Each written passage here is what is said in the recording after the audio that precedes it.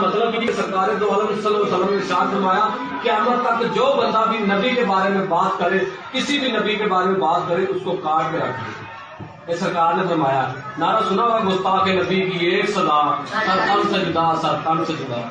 یاد ہے نعرہ صاحب؟ اس وقت جہی موجودہ صورت حال ہے نا، عالم کفر چاہتا ہے کہ جہاں سارے بچے نے نا نبی کے غلام، ساری تو کوئی فکر نہیں سی کہ ہو 24 سال 20 سال باہر ہی جانا، لیکن جہاں تھی سارا سرمایا ہو پاکستان کا، وہ کہتے نہ بچوں نپ کے رکھو تھلے،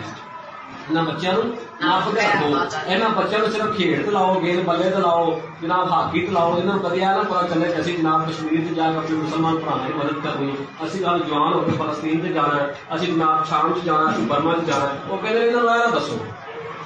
اگر یہ دسو کہ سارا نقصان ہوئے گا، لیکن اسی سیکھنا ہے سارا کچھ۔ کیا تھی نہیں چاہتے کام کشمیر کے سارے مسلمان بھرا بھن بھراؤں سے ظلم ہو رہا ہے کشمیر سے جائیے؟ چاہتے کہ نہیں چاہتے؟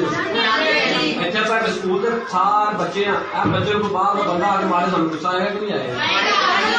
لہجہ اپنے اندر رکھو کہ جہاں بندہ بھی سرکار کے بارے گل کرے گا، سرکار تو عالم صلی اللہ علیہ وسلم کے بارے گل کرے گا، تو ان کا ایک ہی حال ہے، کی حال ہے؟ من سبا نبی اور جی تاجدار ختم ہو تو نہ تنوع آ نا کہ تاجدار ختم نبوت،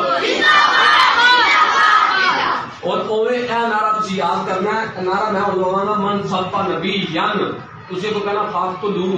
ہر بچہ اس نام میں یاد کرے، حدیث مبارک ہے سرکار کی حدیث سے کی من سبا نبی ین فاقت لو، من سبا نبی ین تھی کہنا فاقت لو، من سبا نبی ین، من سبا نبی ین، من سبا نبی ین، چک کے جا تاجدار ختم کا نعرہ لا دے، اوے نعرہ لاؤ، اپنے نبی نال محبت کا اظہار کرو کہ گستاخ رسول کی جی اسی حدیث پڑھ رہے ہیں، انشاءاللہ رات میں انہوں نے نیندر نہیں آنی کہ مسلمانوں کے بچے اے حدیث پڑھ رہے ہیں۔ من سبا نبی ین، من سبا نبی ین، من سبا نبی ین،